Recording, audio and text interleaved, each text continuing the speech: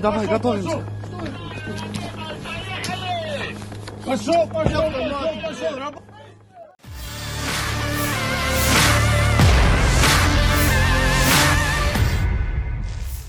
Militer Rusia merilis rekaman kerja tempur pasukannya di wilayah Zaporizhia.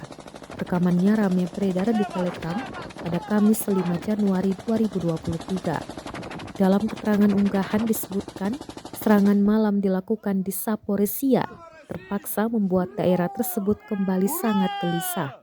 Militer Rusia mengklaim berhasil menghalau upaya angkatan bersenjata Ukraina untuk menerobos kembali daerah Zaporizhia.